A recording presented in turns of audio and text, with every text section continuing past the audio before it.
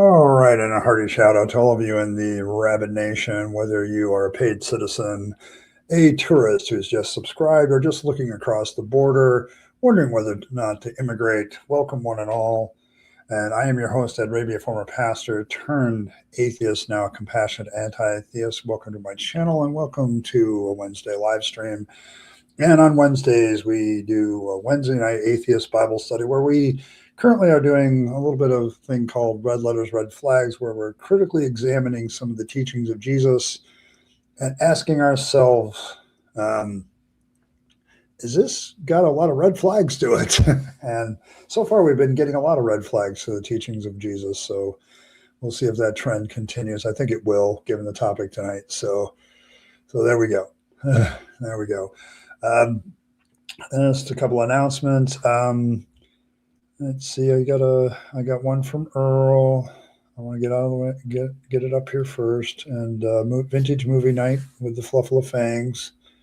I think that'll be Saturday, and we will be doing Dogma, I believe. So I think that's it. I think Earl sent me another picture, but I haven't had time to get it into the thing. But that's Saturday at 9 o'clock Eastern Standard Time for those of you who might have the time to come hang out and watch a vintage movie with us. Outstanding. Appreciate that. So there you go. Let's see, the Discord link is there in the description. There's a goal in chat, for which I already see that Cranky has already contributed. So thank you very much. Appreciate it. Yeah, it's my birthday today. This is my actual birthday today. I'm going to celebrate it on Friday, though. Like, we're going to do a Friday celebration. So there's that. But today's my actual birthday, but I may tell a story about that near the end of the stream. But yeah, we'll be celebrating that on Friday. I have to leave for work tonight. I don't like to celebrate things when I have to go to work. So there you go. And so I'm going to bring in Ike will be in there with us. Mike Earl will be joining me on Friday. So, and I may open up the stream for anybody else who wants to join us and just have a chat. I'm probably going to keep it pretty low key. I don't know if we'll be reacting to something. I may find something small to react to. So do I celebrate or commiserate? I try to send them back. Try to write return to sender on that shit and send it back. I don't want it. So, but there you go. So yes, but there's a goal in chat. That helps me pay for my streaming habit, I guess. I appreciate all of you who have donated, and thanks, Cranky. I appreciate it. A little bit of roll call before we get going. See, John from Holland was there and wishing me a happy birthday. Thank you, sir. Cranky is here, of course. I'm always glad when the elder gods send their emissary. Nathan is here. Evan, actually early. Rimmer's here. Why do Christians get so angry when you question them? Because they're in a system which doesn't allow questioning. Like, let's be honest, a lot of religion doesn't allow you to question the religion. So when you question them, they get upset about it because they're not allowed to do it either. So why should you be allowed to? I think it's a psychology thing. Anybody else? Dragon Rider is here. Scuzzbopper is here. Martin is here. Thank you very much. Thanks for all the birthday wishes, guys. I appreciate that. All right. Well, today's Red Letter, Red Flags is Jesus on divorce in the Sermon on the Mount. Jesus does his Matthew thing.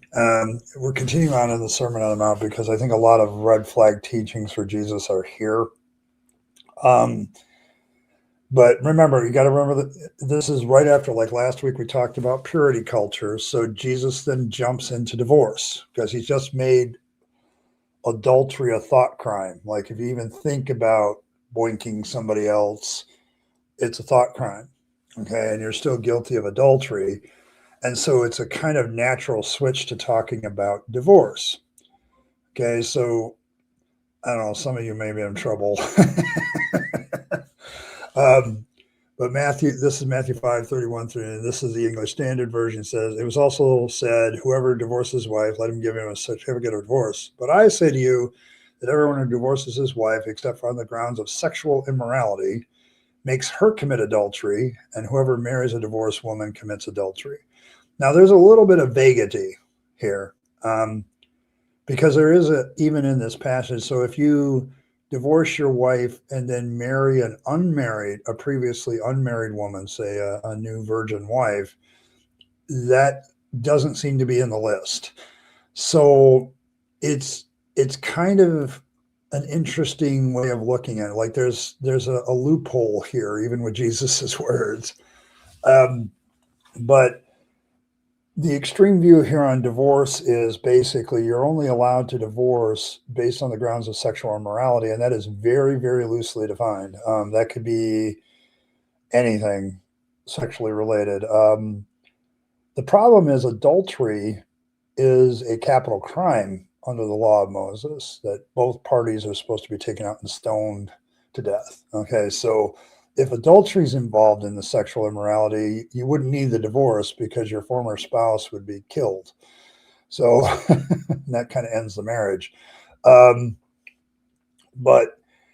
if it's something else, so a lot of people have theorized what this could be. I've heard various commentators over the years, they talk about how if it's found out that the woman actually isn't a virgin on the wedding night, that nullifies the marriage, that there's some other sexual thing going on, that nullifies the marriage. So it's been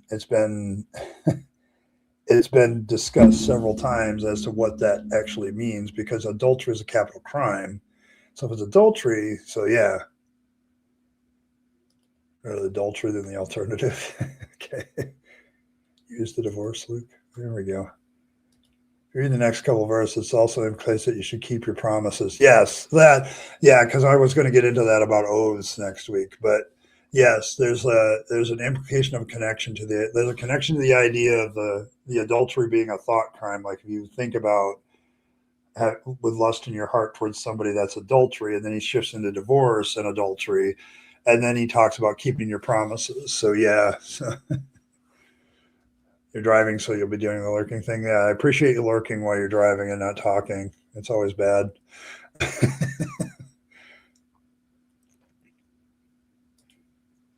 That sounds like something he said because he didn't like Joseph had been married before Mary. Yes. Well, yeah. See, the thing about that's another little dark secret with Mary and Joseph, if you read the text, because it says he didn't take her as his wife until after she had given birth to her son. So were they married until after Jesus was born? Probably not. So, but yeah. Yeah, it's a capital crime. So adultery. So I mean that's kind of the thing. So when we look at Jesus's points, though, in this particular two verses, like Deuteronomy 24:1-4 is the passage Jesus is referring to, where it says you can give if you want to divorce your wife, you can just hand her a certificate of divorce and hey, we're off. He can't respond, so let's talk about the mighty Philbert. Cranky, you have the best ideas. Like I appreciate you so much. I appreciate the elder gods granting their presence to us, but you also bring some ideas.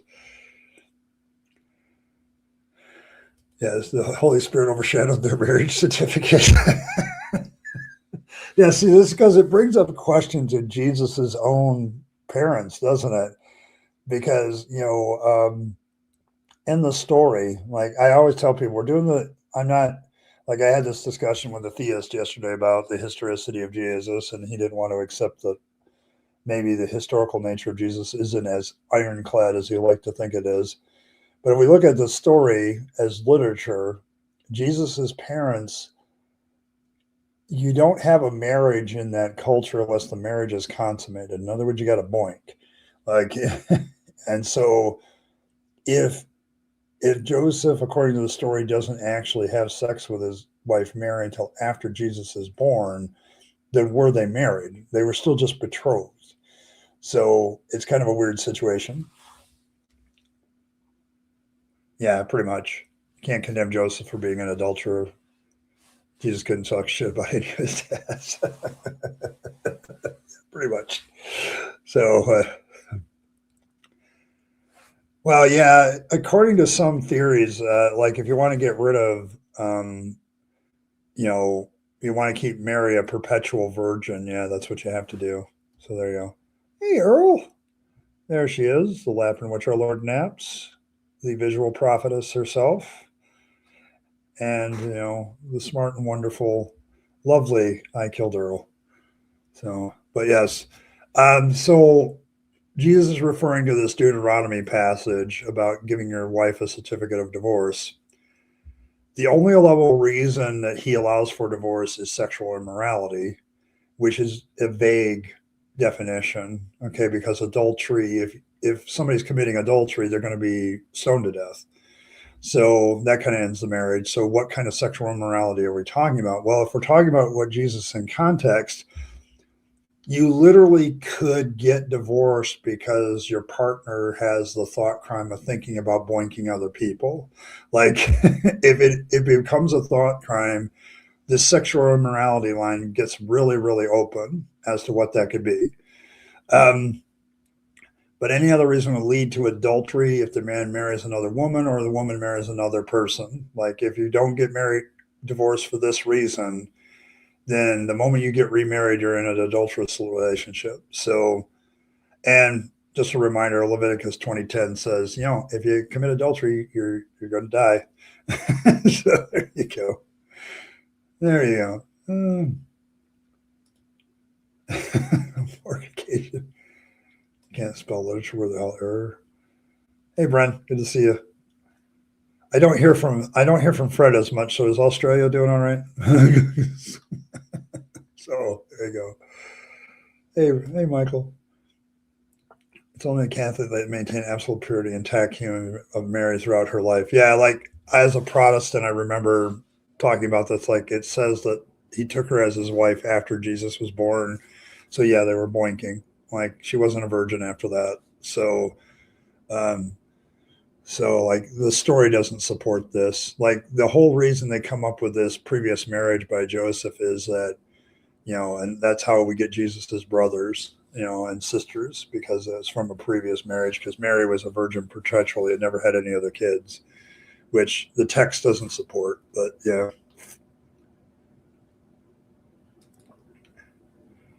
Good, Mary's, that doesn't result in progeny, yes. Perhaps, thanks, Robert. That's 2, actually 3. Somebody else gave in. Josh did. Okay. I just sent us a happy birthday. Thank you. Thank you. We will be celebrating my birthday on Friday, so I've decided. So, yeah, that's the other thing. If you don't ever get married, it's not adultery to play around. So, follow us for more Bible loopholes. So, if you just live together, you're just in fornication, which isn't a capital crime. So, therefore, you're okay. And if you don't commit, then it's not really adultery either. So, yes, the former Virgin Mary. What are the red flags of this? Well, I have to point out the more obvious one. This is completely misogynistic. The Deuteronomy law doesn't allow for women to divorce their husbands. So if you're a woman in one of these marriages, you are not allowed to get out of it. Only your husband can release you from the marriage. So you have to. You think this is a red flag already, Earl? Yeah, I kind of think of that. So only men could write the writ of divorce. Women weren't allowed out. So you have a one-sided marriage relationship as far as whether the marriage is going to continue. This puts the woman completely at the mercy of the man. She can't get out of the marriage if it's abusive. She can't get out of the marriage, if he's just not paying any attention to her. There's just there's no way out for the woman. And so the woman is constantly in a position I can see psychologically and socially where the women of the society are constantly trying to keep their men happy so they don't get divorced. Because outside of a marriage proposal in this kind of society, there's not a lot of options for women to act on their own. And so it kind of it kind of chains a woman down and enslaves her to the marriage. So it sounds like a Cooper's wet dream, yeah, probably. Yeah, it's a bad thing. Okay, so Jesus doesn't correct this. Okay, in fact, he kind of assumes that it's the case. Like he doesn't say, yeah, you know what, you should allow women to also get a divorce too. He doesn't say that. He focuses on the reason why men get divorced, and he says, okay, the only way I'm going to allow you to have it is some sort of sexual unfaithfulness. And he's just gotten talked about adultery being a thought crime, so it could be that. Um, so it it creates a situation where you not only have this one thing, now you got a guy that's saying, I'm not going to get rid of my wife unless it's some sort of sexual unfaithfulness. So it kind of like, how do you get out of the marriage if you're a woman? Well, have some sexual unfaithfulness. The guy divorces you, but then if it's adultery, you get killed because adultery is a capital crime, um, and gets the death penalty thing. It also, one of the things that's very contradictory in the Bible is the teaching of Jesus on divorce versus the teaching of Paul. Paul in First Corinthians seems to allow, First Corinthians 7 seems to allow for unbelieving spouses to leave the marriage, and the Christian spouse is supposed to be okay with their leaving. Like if they leave, and then there's the line that, the Christian brother or sister isn't under bondage in these situations. So it's like you basically, he's allowing another loophole. Well, Jesus doesn't allow that. Okay. And so is Paul going out on a limb and creating his own stuff or what?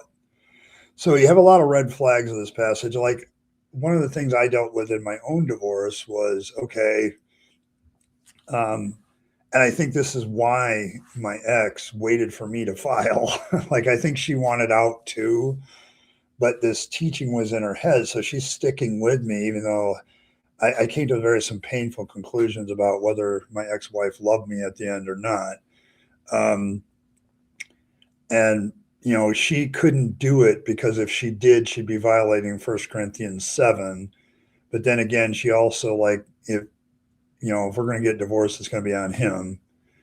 And so it created a really weird situation. And I think this just creates a really weird situation. So let's see. Some supergiants still have this problem today, though obviously not tied to Jeezy Boy, because a woman can't get out unless the husband grants her to get the divorce papers. Yes.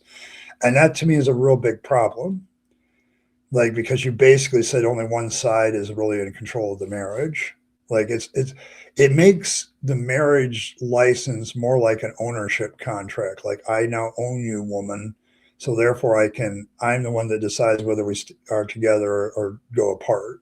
So it's kind of like, that's not a good situation for half the population. So let's see.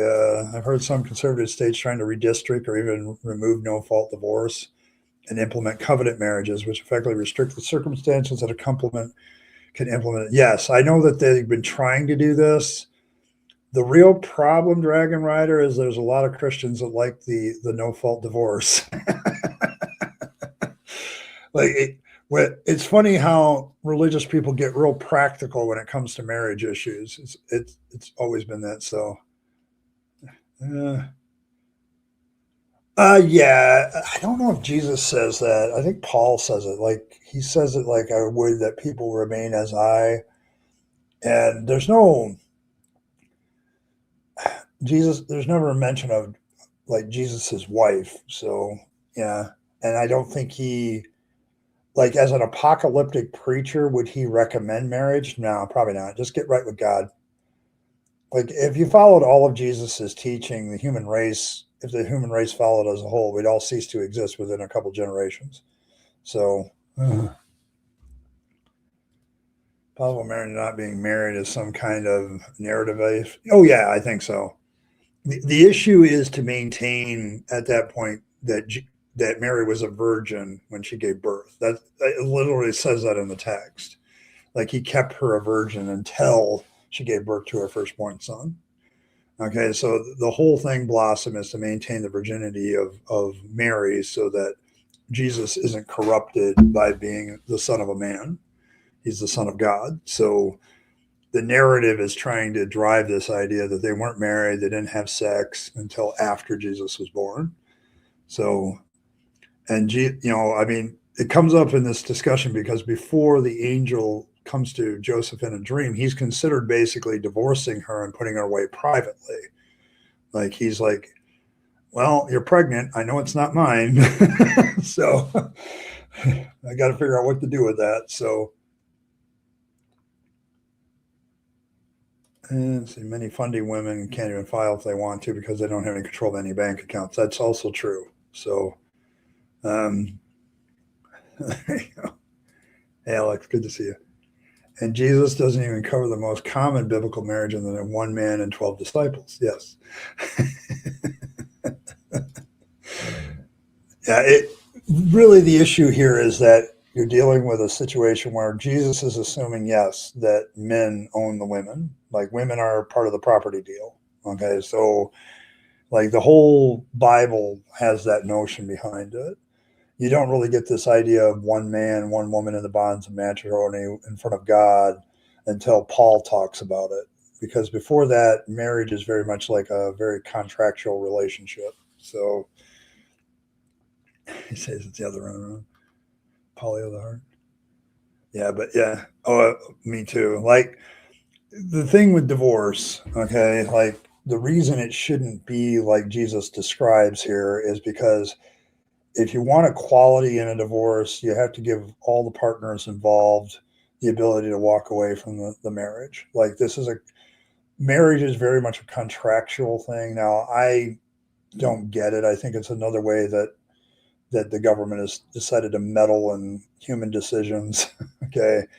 And, marriage license, like to me, marrying who you want to marry is kind of like this right that I would have. And I don't know why you need the state to sign off on it. So,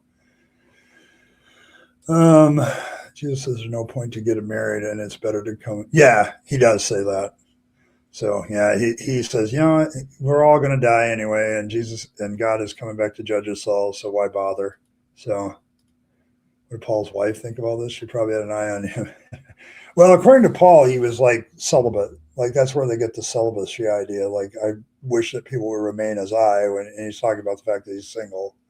So the odd thing about that is if he was actually a Pharisee, I think there are some Jewish traditions that say Pharisees had to be married. So before you could become one. I mean, maybe Evan knows something, but I've heard that was taught to me at some point. So my pastor resigned because his wife left him. She just never came home one day after they had marriage counseling. He saw it as disqualifying. He knew he would eventually remarry. Yes.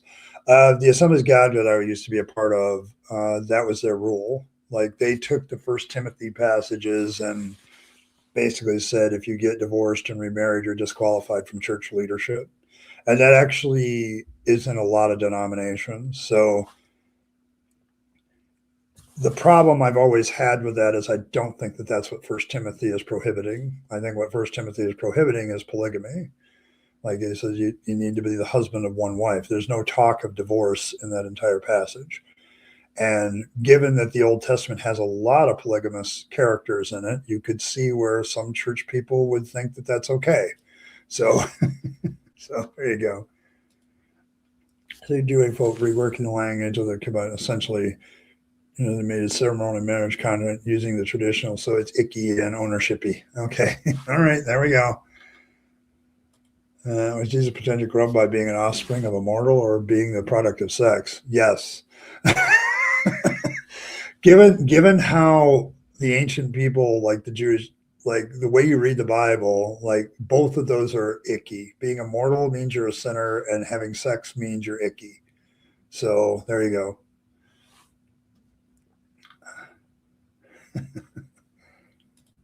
Well, I never actually thought that not a son of a man was the reason the virgin birth. I thought it was just, oh, magic. Isn't that? No, the doctrine of the church and the Catholic Church and many other churches is the reason she needed to be a virgin giving birth is not just a fulfillment of prophecy or wild magic. It's we need to keep Jesus from the corrupting influence of mankind. So he's not the son of Adam, he's the son of God. Okay, he's a separate son of God, and that keeps him pure. So yeah, pretty much. Just in the corner watching God do his future wife. So there you go.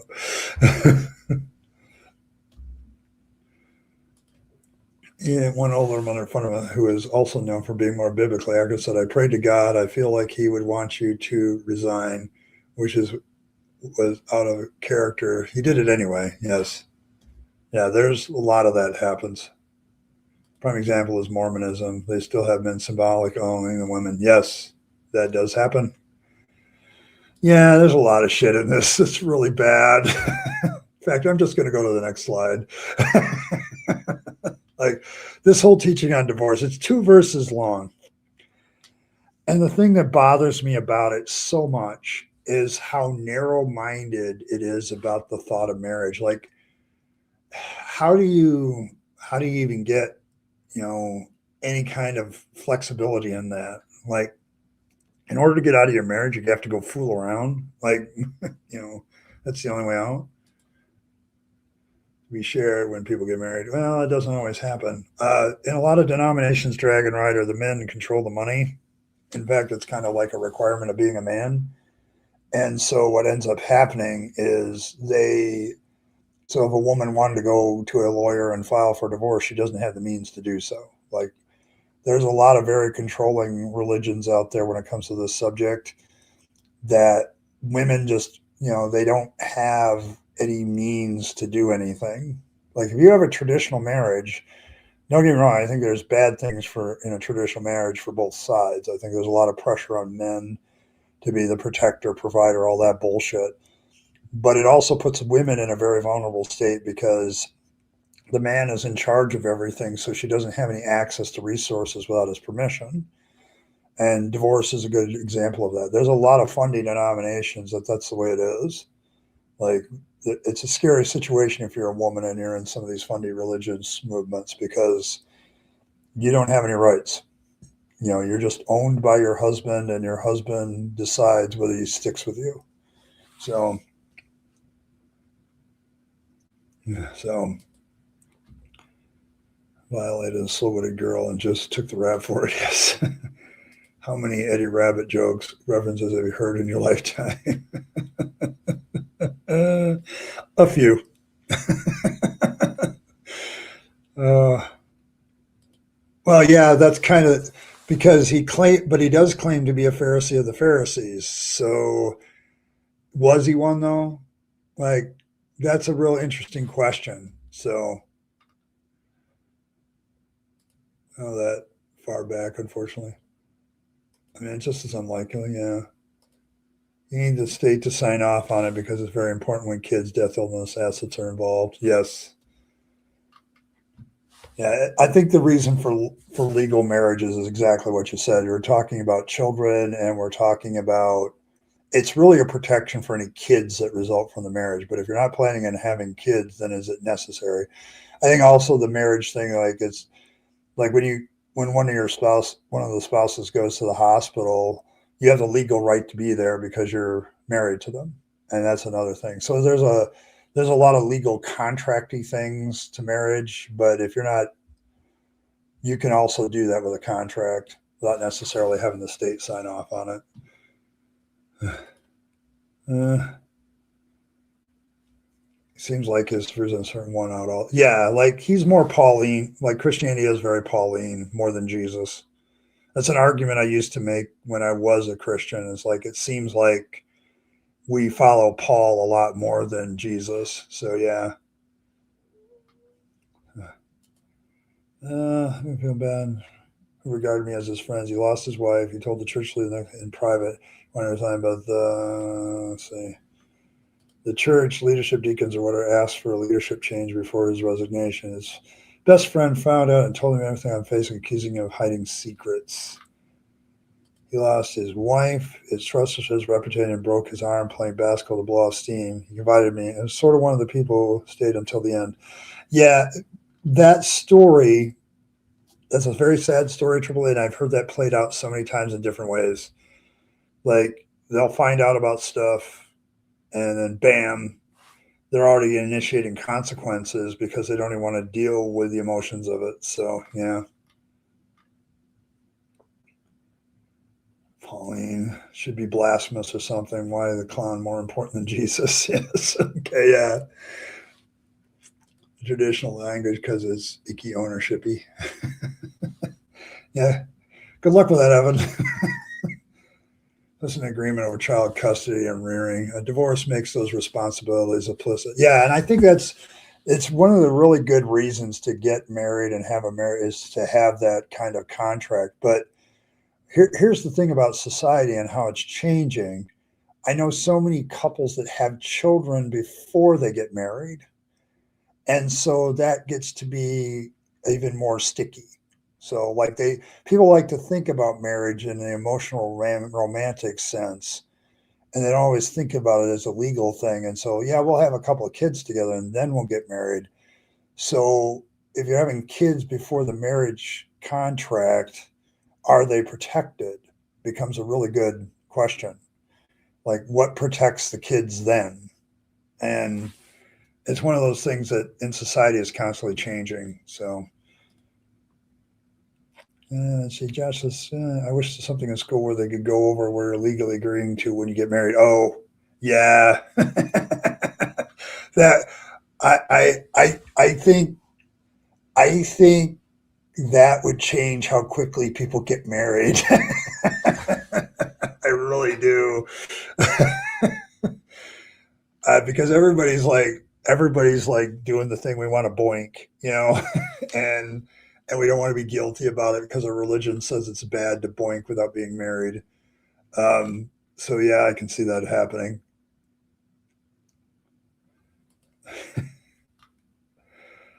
uh, Thinking about it now. Yeah, I mean, I would think about it. Like, it's like when you really think about this marriage thing, there's some really good reasons to have it. That's why I'm not against it. It's just like for me, I'm like, why would I get married again unless I wanted that person to be in my hospital room or I wanted to be able to be in their hospital room? There's some legal like rights you have for being married to somebody. And that's the only way I would consider it in a lot of ways. But everybody gets this romantic notion about marriage and they don't read the fine print. Okay. So it's like there's a lot of legal requirements to this. So never get married, would not share bank accounts and ensure all bank accounts are separate except for, yeah, like there's a lot of people that do that, Brent. They each have their own stuff. In fact, I recommend like you have your own bank account, and as long as you're paying the bills you're responsible for, the rest of the money's yours and you can do with it as you wish. That's actually a very good way to avoid a lot of money fights. And then they have their own job, they have their own bank account, they pay all their bills, and whatever they have left over they can do with as they please. So it kind of good that it works better that way, in my opinion. It gets rid of a lot of money fights. Me and my ex-wife used to do that. It eliminated our money fights. We just had fights about other things. So yeah, I mean, you can do the contract stuff and testaments and all that stuff, Michael. Like, you can do a lot of the legal things. It's just marriage does a lot of that automatically, in a lot of sense, legally. I don't worry about it, man. Listen, we're here to discuss real life sometimes. Like, we have a lot of fun here on the Fluffle. I ain't gonna lie, and I enjoy the fun. But I'm also here to help. Like, you're in deconversion, and I hope by now that this is going to be a lifelong process, especially if you were in the church for a long time. There are certain aspects of this that you have to think through in your brain. And sometimes you come up to it and you suddenly think about it during a stream. But we will have so. Phariseeism, I guess you could study how the Pharisees were a religious movement. They weren't just in Jerusalem, though. They weren't just part of the council. Like, it's a religious sect of Judaism at the time. It's like the Sadducees, the Pharisees, there were the Herodians, there were many religious sects in Judaism, and they weren't all in Jerusalem. There's evidence of Pharisees in other places, I believe. But you could do a full study on that. It might be a good one for you to get it clear in your head what a Pharisee was. So it's a good study. I remember it very, very well. Your way would be more complicated and cost prohibitive. Having the state involved is actually the simplest option. Yeah, I'm not saying it's not. You can, but if you want to take the option because you want other special things delineated in your marriage that the state doesn't automatically do, having a contract can do that. So, I mean, the state makes it simple, but it also is an interesting problem too. Like, because they control it, they can also control who gets married. And if religious people get in control of that, like currently, they can prohibit who gets married, who doesn't get married. It can be, there's some downsides to having it state run because they then can control who gets married and who doesn't. And sometimes that's a problem. So,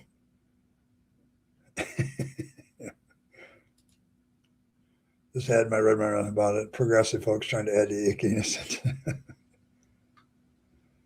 If the kids are biologically yours, then they're your responsibility. If children together before they get it doesn't change. Okay, but then, okay, if I'm responsible for the children, then one of the reasons for a marriage contract kind of goes out the window if I'm responsible for them, like before the marriage. Like if they're biologically mine, then what difference does it make if I'm married to the woman or not? I'm still responsible for them. So you never saw marriage as romantic. Yeah, a lot of us don't. Like, yeah, it's the state being involved is problematic. The state not being involved is problematic. That's why we always should not trust things. Yeah, taxes are a good reason to get married too, because you get tax breaks if you're married, whether you're not. Which there's a lot of single people that will cry that that's unfair. Yeah, you can do the paperwork to get into the hospitals. So and account for stuff like food, shopping bills, and other should be exist, and you pay into it. Yep.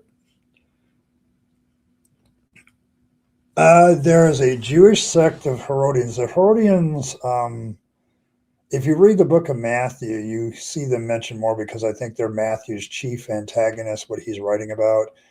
But the Herodians were the ones that were basically saying Herod the Great should be considered the Messiah. And so when you read the writer of Matthew and you put that in the political context, then you get this idea of Matthew is really taking on the Herodians. That's why he includes the stupid story about the kids in Bethlehem being killed, because he wants to show how awful Herod was.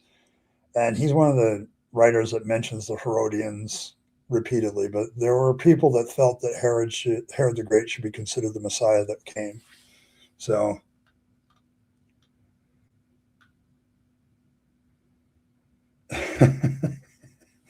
yeah, I know. I'm just saying, like there's downsides to using the state too. Like there's all kinds of stuff, and there's upsides to using it. I'm not saying it. I'm just saying it should be considered like an option, not a requirement. So.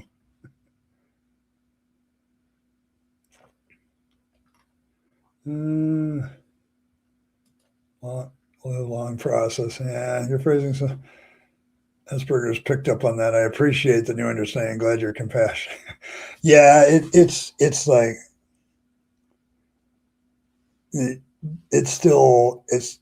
I don't like to be the bearer of bad news, but I'm still deconstructing. I'm also reconstructing. Like there's a point in your life where you'll also say, you know what, I've kind of rebuilt some new things that aren't related to my faith. And those are good moments too. Like I'm not saying that this is a bad process. It's a good process. It's just you got to remember it's a process. Yeah, build a marriage and keep the good things. Yes, like we should like keep the good things. Well, yeah, and that's what contracts are for. So, I, I've had this argument even when I was a theist because there's a lot of Christian pastors that don't like the fact that the state is in charge of marriage either, because they think that state is meddling in religious affairs, like marriage is a religious concept. And so the problem I've had with that is, of course, I studied history, and marriage has been around in multiple religions, cross religions, whether there's been religion or not.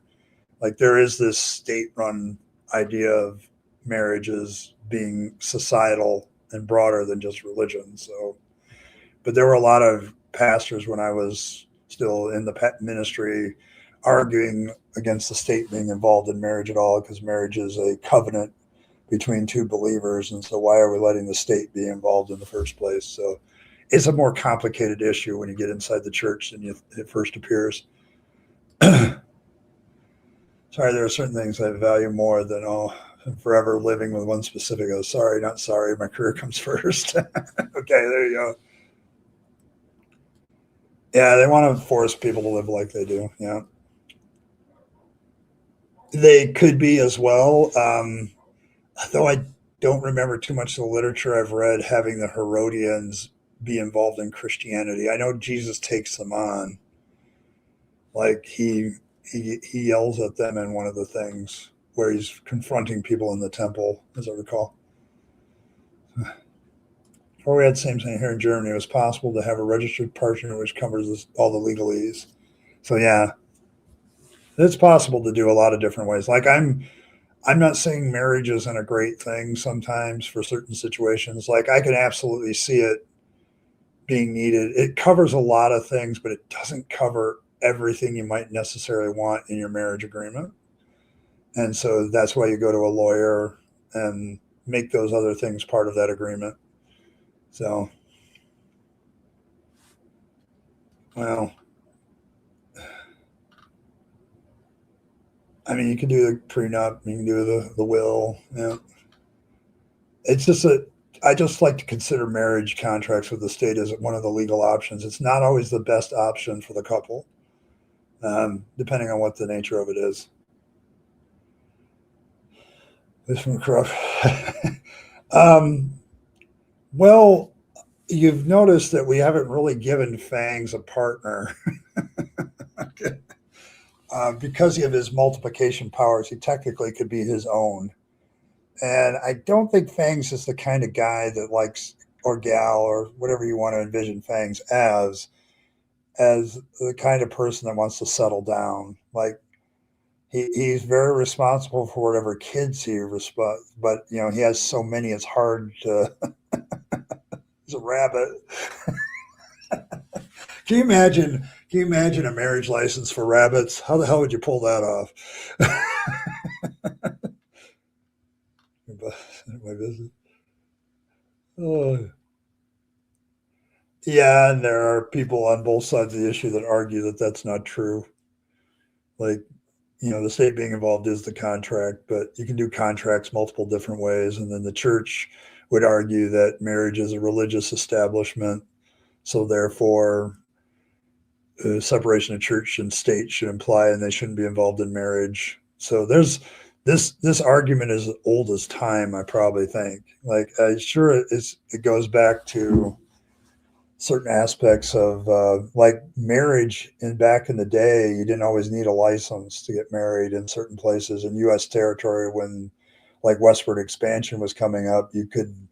That's why common law marriages are in the books and all that stuff, because you'd have a couple get together. Well, there ain't no priest for 500 miles. By the time one comes around, you've already had two kids. So, you know, so it it's complicated, like all things that humans do. But yeah,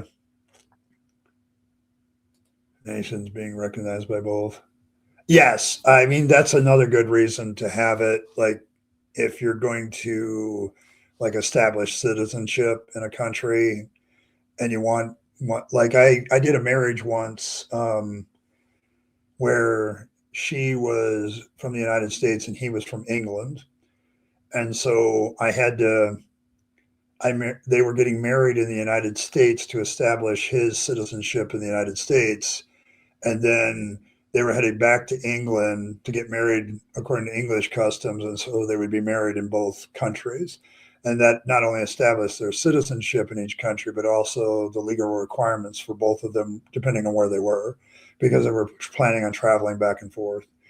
That was one of the coolest weddings I ever did, because it was the only wedding I ever did where I had a Scot, okay, wearing a Scottish kilt at the wedding. He was the best man. So it was one of the more cool weddings I did.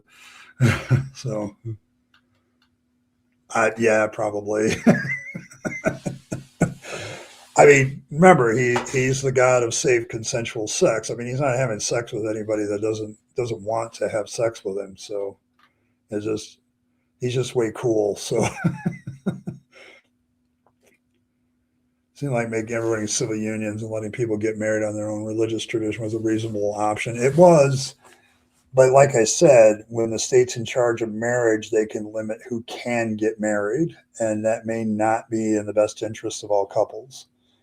That's why the marriage question in the United States has always been a hot button topic, because, we're letting a girl marry a girl or a guy marry a guy. This is, is this marriage? Like, and then they try to use the state to prevent, you know, those type of couplings, and it happens.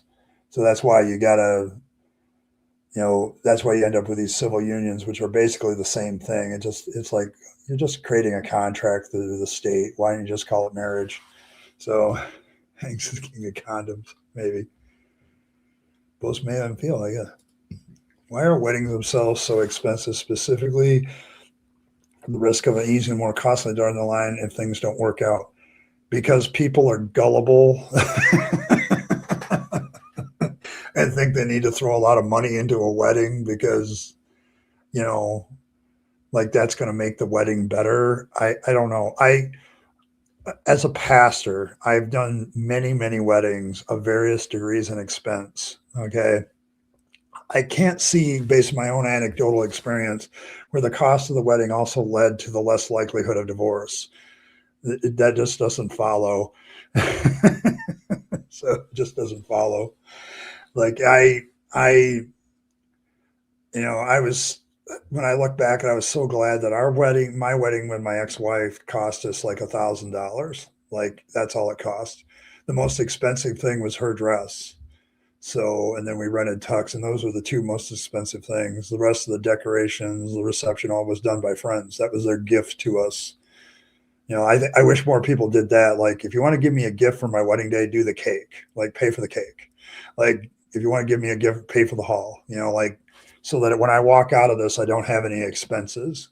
To me, that would be better. But I've done weddings where, like the wedding I was talking about between the Englishman and the young American lady, they probably spent $25,000 on their weddings because they had two ceremonies in two countries.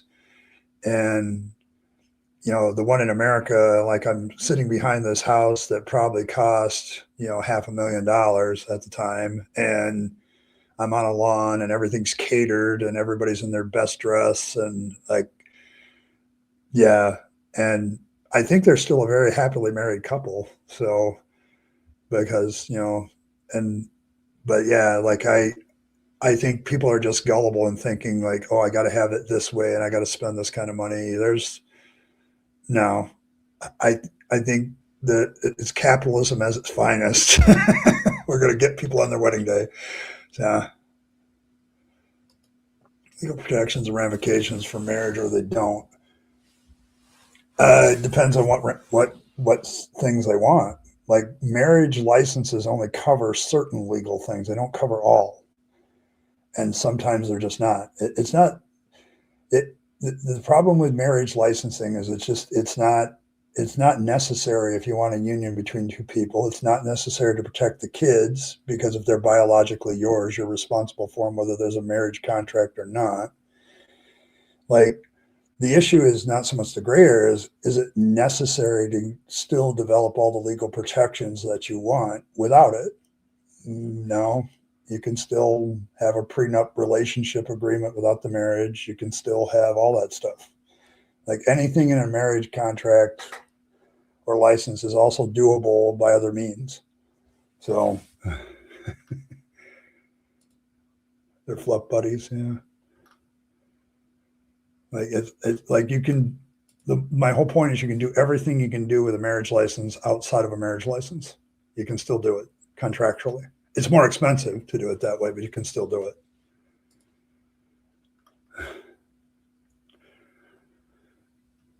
You must have a legal marriage before you can have a ceremonial in France. I can see that. Yeah, because a lot of them were doing. A lot of the marriages I did, they were doing. They had already done a legal one. They just wanted a ceremonial one with the family. And I also like, if you know my last church, if you've ever seen pictures of it, it's a really beautiful building. And people wanted to get married there all the time because it's like this four-story Gothic white church with, typical church decor inside. So yeah, it's kind of that. All right, I'm going to quickly take my 2-minute break, and I'll be right back. And I'll try to catch up with the comments. You guys are zipping right along, and I'm struggling to keep up. So I'll see you in a minute. 2 minutes.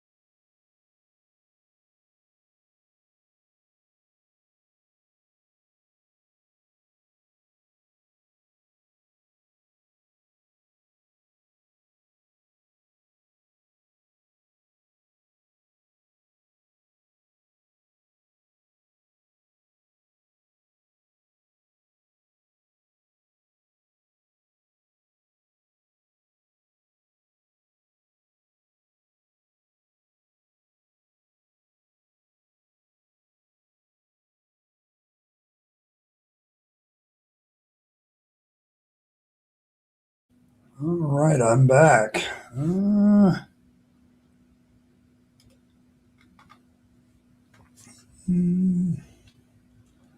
Let's see what else we got here.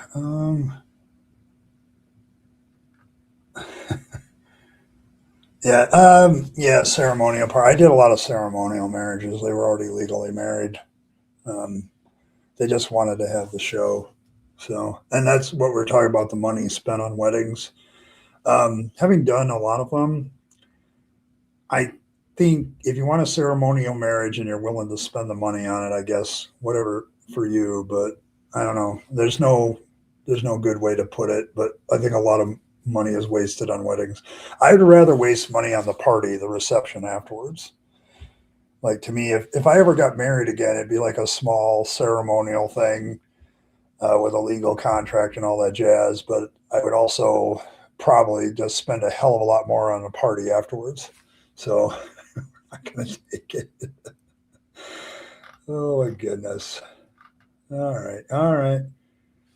All right. Who won? Oh, Irish. See, I'm offering the Irish plaid fedora for the rest of the month. The St. Patrick's Day hat though is this week only. So I all right. I kind of have to, unfortunately. I'm on a team of 3 people, and one person's already gone on vacation. And the workload this week, I would not do that to a fellow human being of leaving them with all the work by themselves, even for a single evening. I almost called off the first 2 days of this week because of the weather. So, but I didn't. And normally I would be right there with you, Earl, but I try to be a decent human being every once in a while. So yes, yeah, it's 2 minutes. I don't need much more than that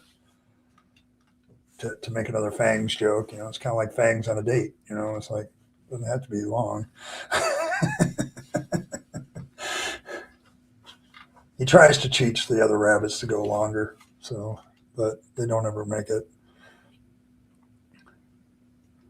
Let's see. So unless it's about the enjoyment of moment of family and friends, and if that's what you're into, like, once again, if I ever get married again, I'm spending very minimal money and time on the ceremony. And let's go get to the party. Let's dance. Let's, talk with friends, greet everybody, give everybody hugs, do all the things. Like, I'd rather do that. To me, that's more about, it's more about a celebration of two people finding some sort of happiness and want to be together. To me, that's much more like so. Maybe Cash believed in aesthetics, including something when I was told it was for something else. Yeah. I don't know. You got to be careful with that stuff. There's so many rules about who pays for what. I don't even know what it is. And I'm curious what you think the contract doesn't cover, so you're concerned about. No, I'm just asking. I'm going to reverse the question on you, Earl. What does a marriage license with the state cover that you can't get through other means legally? Like, what does it do that I can't go to a lawyer and do? So, does Rabyd have any thoughts on marriage and divorce and remarriage? Like, Jesus is kind of rough on this one.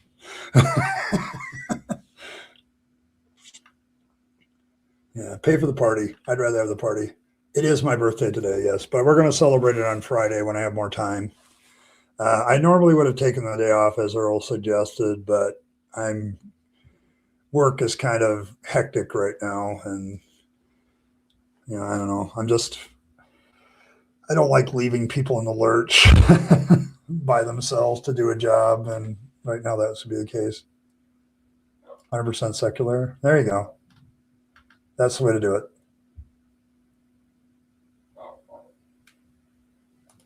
Actually, I did turn off the mic. That's actually one of the reasons I turned off the mic.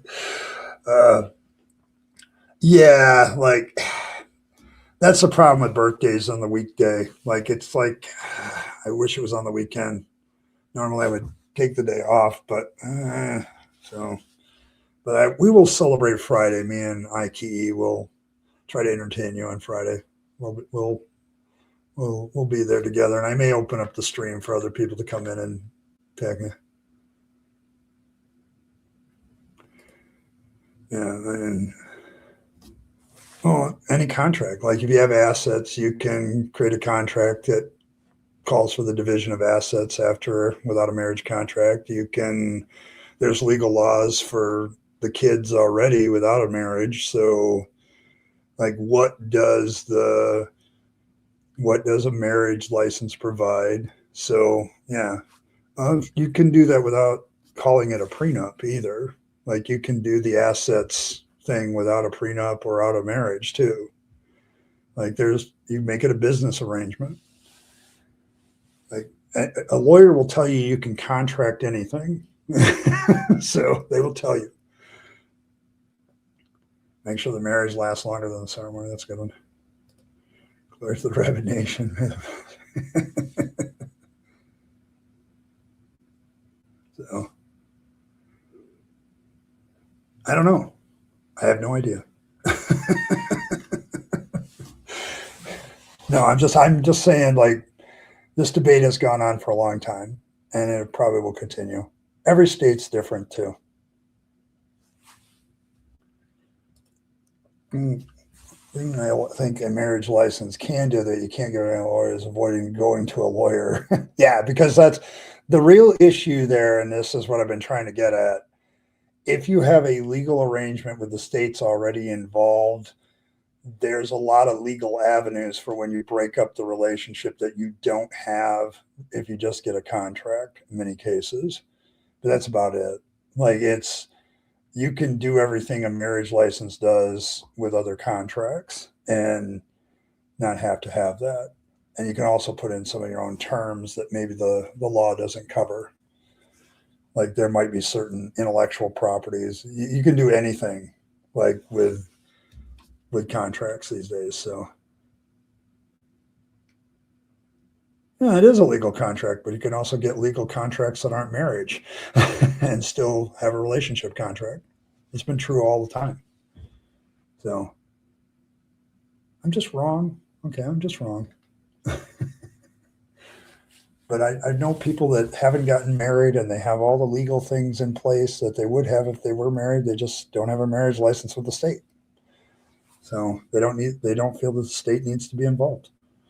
Well, they're still involved because of the contracts, but yeah, it just you can. I'm not saying marriage is an illegal contract. I'm just saying there's other ways to do it. So you've never been a secular wedding, neither have I. I probably should. I thought about doing those, but yeah. So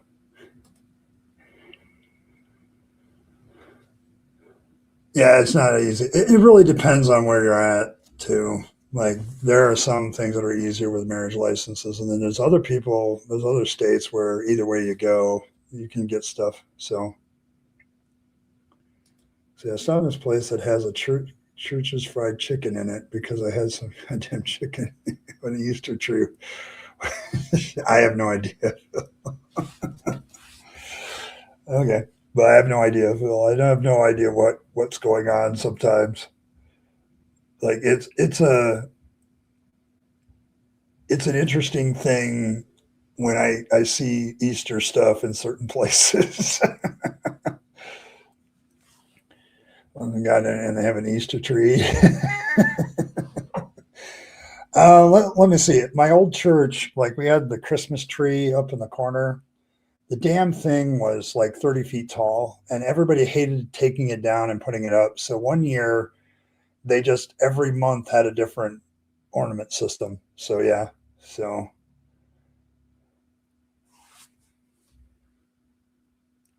and slow down getting what you intended kind of sucks. Our trust can be better. Yeah, you need to talk to a lawyer about that stuff. Ordination precisely so that I can preside over secular marriages if any of my friends ever want it. Yeah. Closest is a courthouse marriage where the couple gets married in front of a judge. Yeah, there's that's always existed. Like you can always the justice of the peace option has existed in the United States for a long time. But yeah, there's a lot of ways to do it. So it secular marriages are very interesting. So like there's a lot of people like on the Christian side of the aisle that will argue that such marriages aren't legitimate because you didn't bring God into it. No, I've had that argument once with a pastor when I was still a Christian. Like, is it really a marriage if God isn't involved? So are those really marriages or not? Like it gets when you bring theology into it, it gets kind of weird. So weddings in all kinds of places, including the foyer of an opera house or the chateau in the middle of town or just their office in the town hall. Huh. There you go. Yeah, I can see that. Like, you can get all the things. Like it don't the religious aspect of it, the religious people always want to make marriage their thing, but it's not necessary.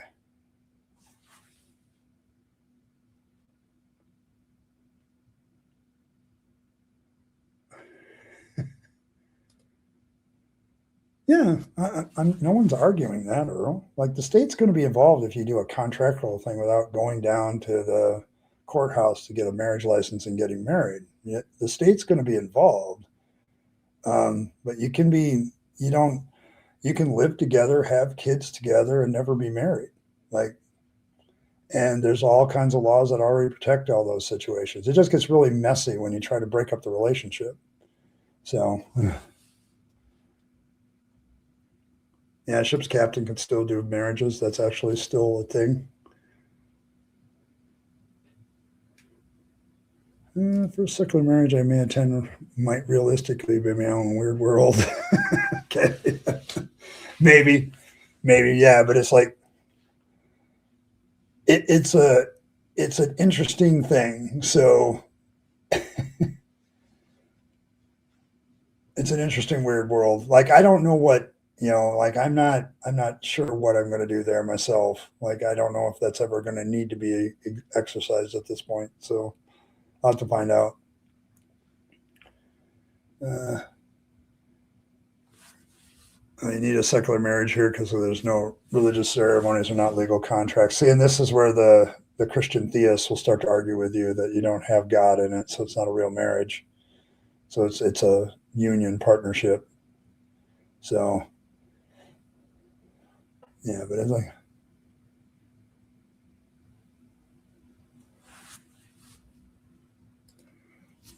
okay, which ones don't?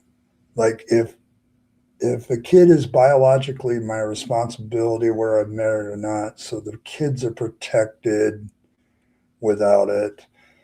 You can get a contract that doesn't involve a marriage license that divvies up the assets in the case of the dissolution of the partnership without a marriage license. I'm trying to, like, you can do alternatives. But yeah, there's stuff that you can live together and you can get that has the same legal protections without necessarily being married. Like I can treat my living together like a business partnership. Like, I can go, these are your assets you brought to the relationship. These are my assets that I brought to the relationship. Let's get this listed in a contract.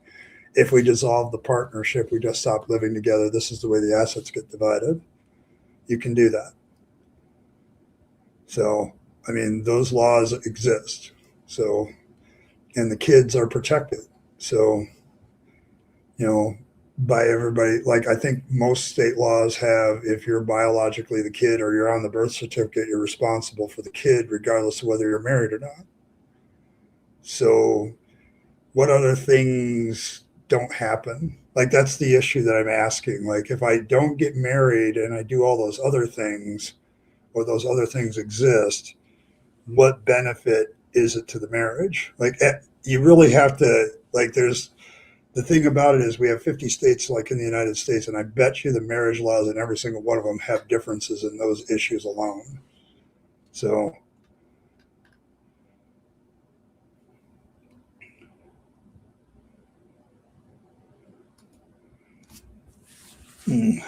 yeah, but that's but what if I sign a contract that with the person that is the case? Like I can go to a lawyer and say they're not biologically mine, but I want to be legally responsible to them. If I exercise that right and have a contract and the mother signs off on that, then I do have a right to them.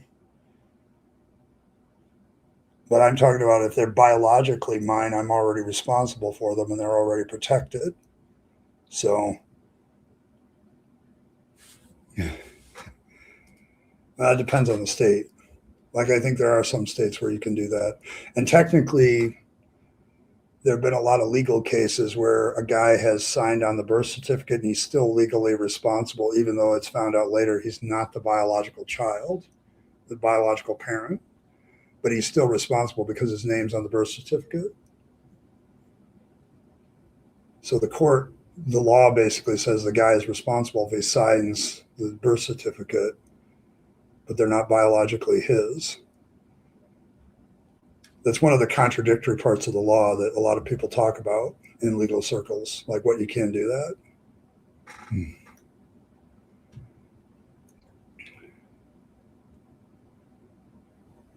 Yeah.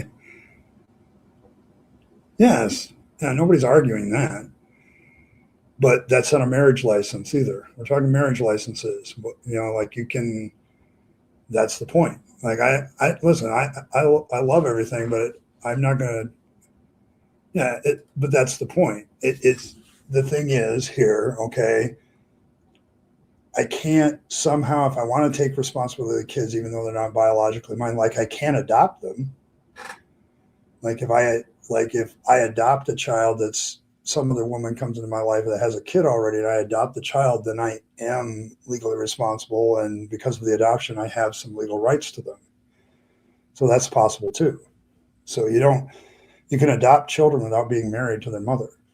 I know that sounds weird, but you can do it because you don't have to be married to adopt people. You don't have to be partnered to be adopt children either. So you just have to prove you can take care of them.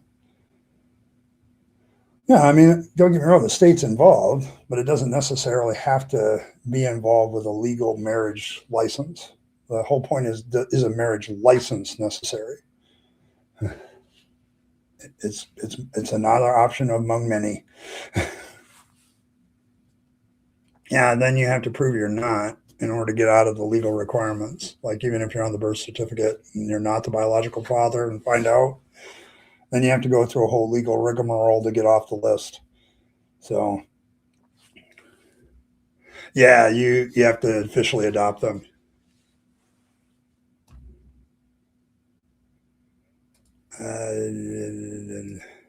Two options. I don't know. I've discussed a lot of options. There's a lot of legal options.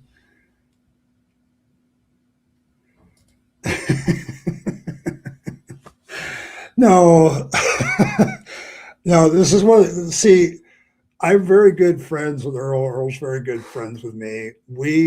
But I think we have the typical. Maybe Philbert's still here, but we have the typical. Like I'm a Generation X guy, and I look at the government with a great deal of distrust because I have very damn good reasons to look at it with distrust, and that includes whenever they take over something as simple as marriage. And I don't know, Earl's a little younger, and I think that generation like has this. We can make the state work, and I'm like, I'm not sure it's designed to work. But no, I love Earl. We have these discussions all the time. We disagree all the time. I'm wrong a lot.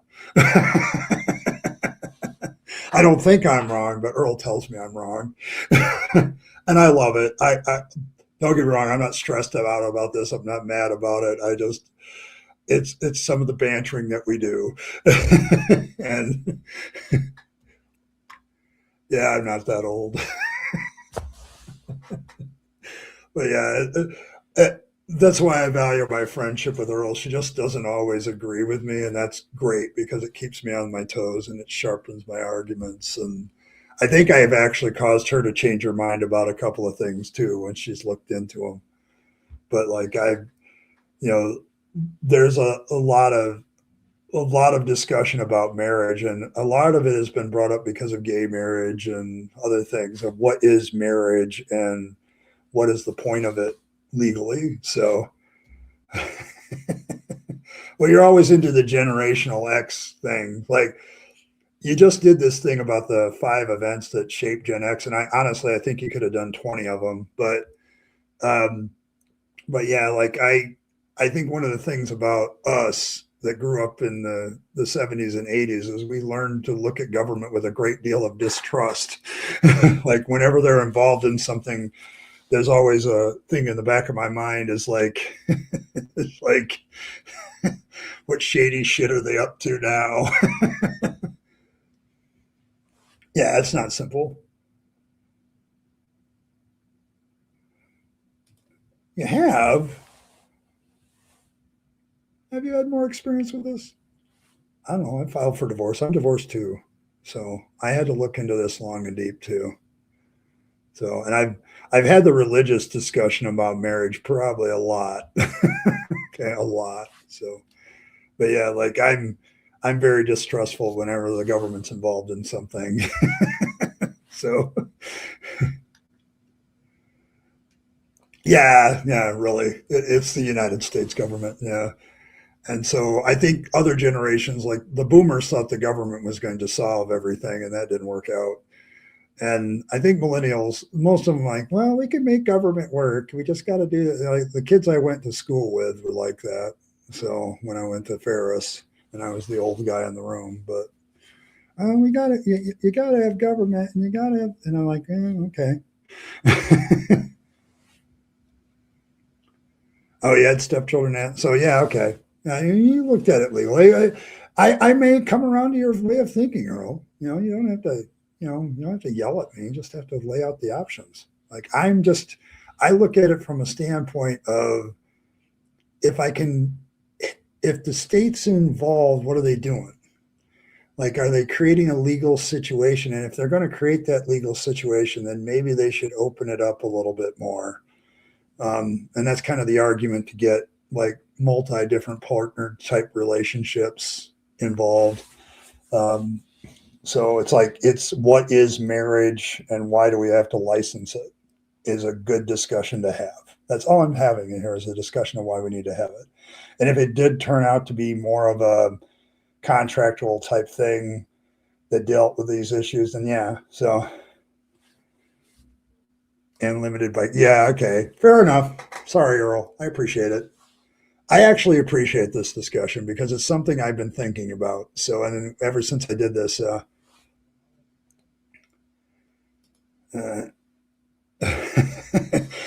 well, I was thinking about one, like you were talking about the Iran Contra thing. Like, why was the Iran Contra thing such a controversy? Well, like 3 years before, they had like 400 of our people hostages. So that was kind of a thing for me. So, but yeah, that's a good series, though. You keep that one going.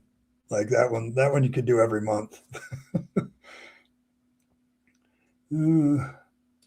Friends and so disenchanted with the status quo type. Yeah, I mean, that's the kind of thing about them. Like when I was having political science discussions in the classroom with a lot of these folks that were a lot younger than me, it's like they didn't think that the government worked well, but they thought they could fix it. And I don't know. There are days I'm like, I think there's parts of this thing that are permanently broken, and we just have to deal with the brokenness. It's not going to go away. So you're limited by kids. We need like, you know what, Earl? What they need for YouTube is they need like 3 different character settings, so when people know that they're yelling.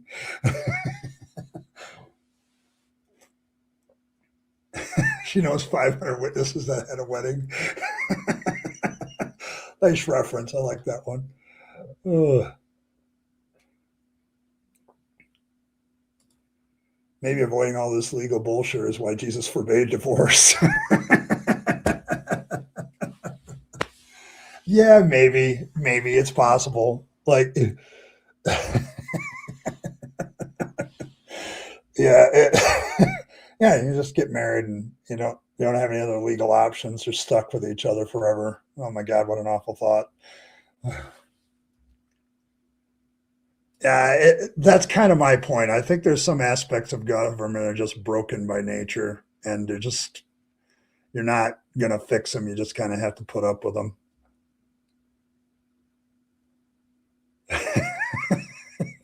Here's the utility of social contract in regards to statecraft. Only you guys. I don't remember signing such a social contract.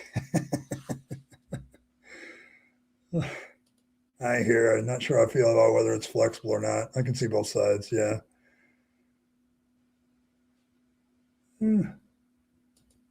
Future verb and then we're going to do e. All right, there we go. That works. Yeah, but I can see why Jesus forbade divorce. Yeah, I can see that as a good reason.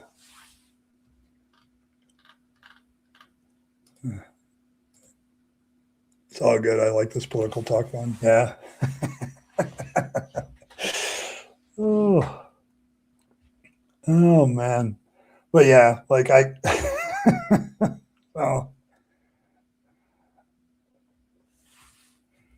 I suppose people said that in every previous century. Yeah, it's always a thing. Oh yeah, trust me, I'm with you on that one, Earl. Like the boomers kind of screwed it over for a lot of us. Um, like it's just I have discussions with like my mother and people that are older, and they're like, "Yeah, we know that we got really selfish, and we mortgaged the future for you kids so we could have our fun now, but we don't care." Now they don't put it in those actual words, but that's kind of how what their attitude was. They rightly earned the me generation title. So It's all about them. I don't know. I'll play the heel. I'll be fine with that. I'm always good at being the whipping boy. People can do it. Um, well, just because somebody comes back from the dead doesn't mean it's applicable to everybody else. Like that would be true of any religion that has a resurrection story. Like there's plenty of religions that have main characters and then rise from the dead. That doesn't mean that everybody can rise from the dead. So,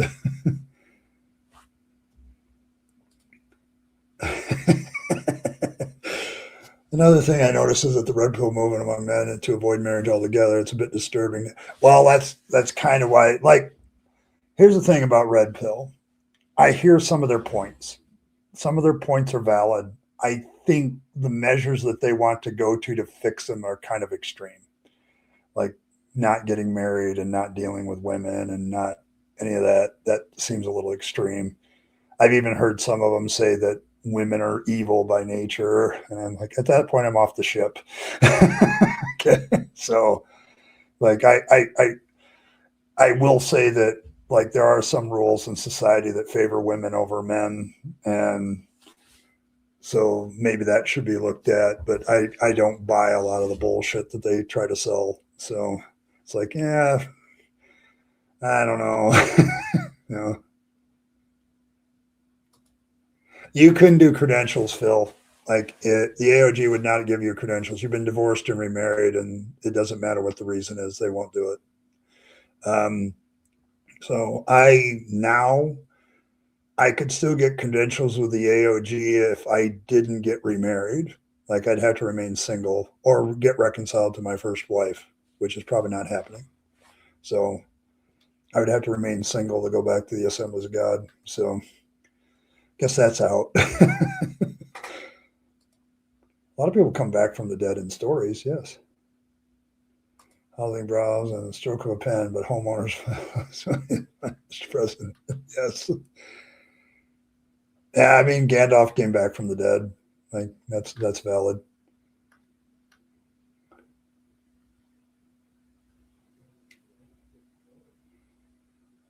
Maybe, maybe. I think I can buy that.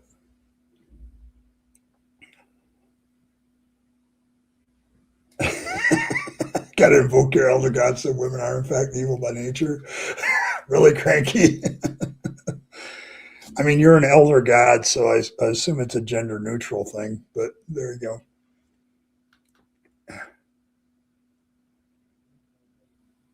Yeah, I don't know, they gripe about some things, but I agree with Earl. I think they have the wrong target. It's not feminism.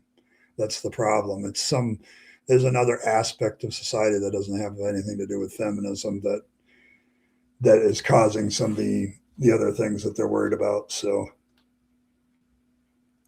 but I don't think it's feminism that's their problem. So,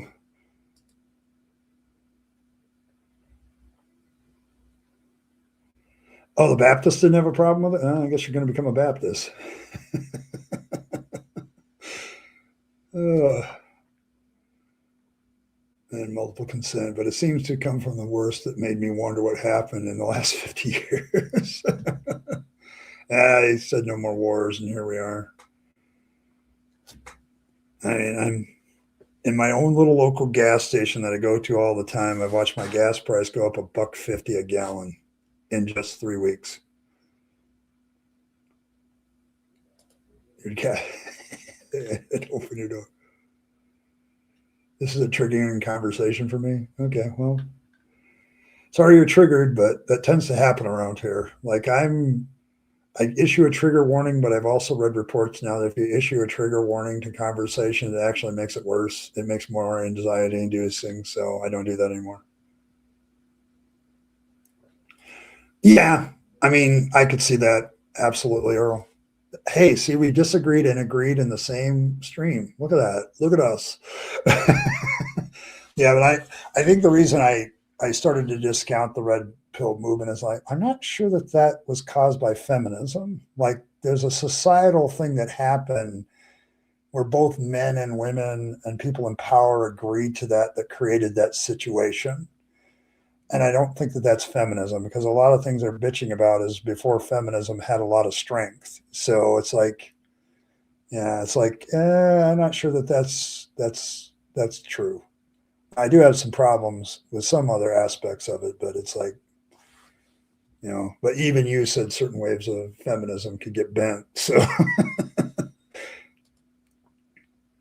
red flagging, but I agree that there are men who are like, yeah, they just take wild directions. I'm not with them on it. No, I don't think that, like, the moment I heard one guy say, well, we just need to swear off women. And I'm like, no, I don't think that that's an answer. Yeah.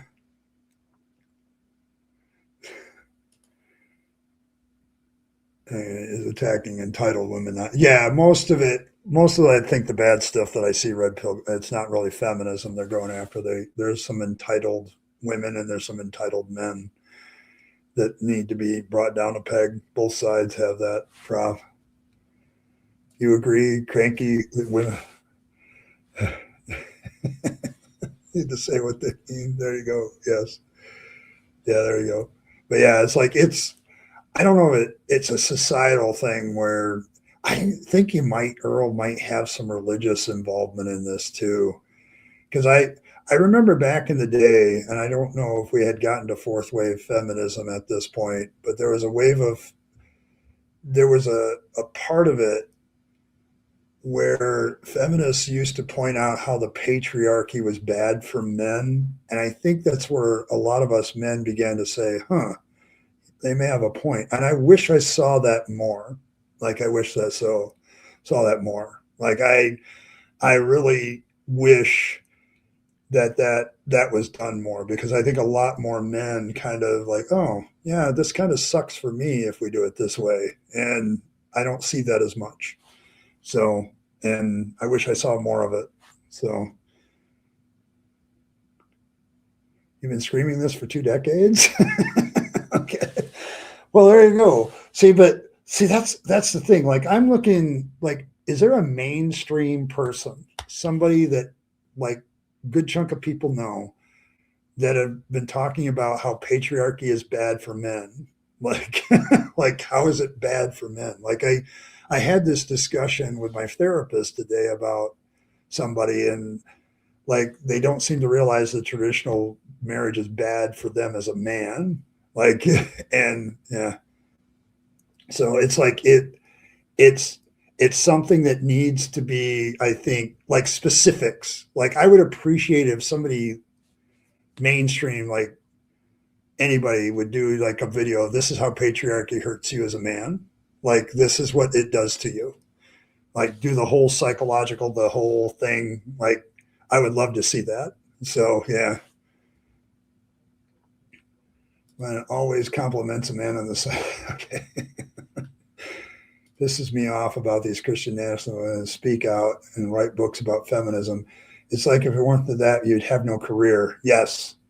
Like, I've tried to tell them that you do realize that if we were under full patriarchy, you wouldn't be even allowed to speak, right? so there you go. In unconstructive ways, but when community yeah, like, I want to see it evident, communicated on point. Like, I want to see somebody, like, do a solid video. I would appreciate that so much. A solid video on how patriarchy hurts men. I mean, I suppose I could do one, but like, I'd have to do a lot of research. But I'd like somebody that's more mainstream to come out and say it. Like, this is how it hurts you as a man, and do that. So, but you attribute the blame to who deserves it. Yeah, there you go. All right. Oh goodness, I've gotten so interested in the topic, I haven't realized that I'm an hour and a half in and I need to leave.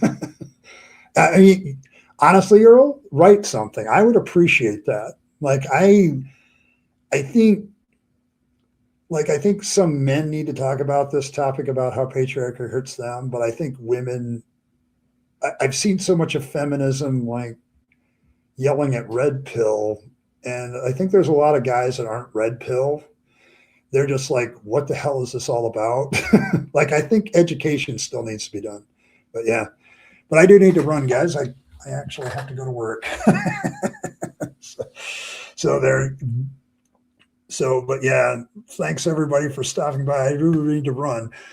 Thanks everybody for being here. I appreciate all of you. Tomorrow we will do deconversion hangout, and maybe we can continue this discussion there. I'm not really sure the topic yet, but I will definitely have some sort of topic for tomorrow. So, and yeah, good luck with that skeptic.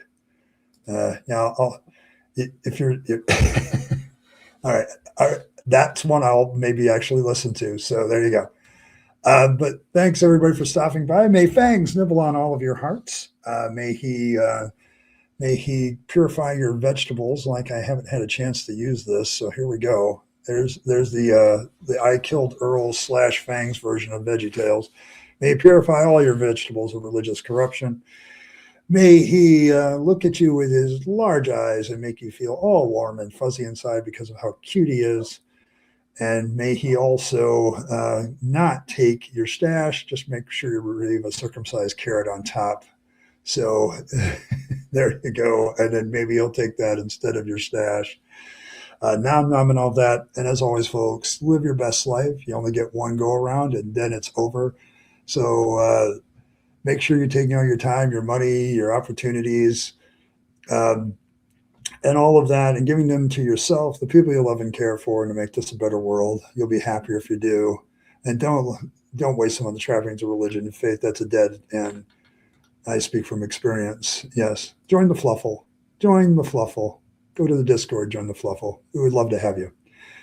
And thanks for that. I will see you all next time tomorrow on Deconversion Hangout. I'll see you all then. Appreciate all of you, especially those of you that, thanks, Cranky, for the birthday wishes and the money. Thanks, Skeptic. Thanks, Josh. Well, and thanks, Martin. Appreciate all of you guys for donating, keeping the streaming going. Appreciate it so much. Thank you. And as always, folks, thanks for stopping by, and I'll catch you all tomorrow. I'll see you then.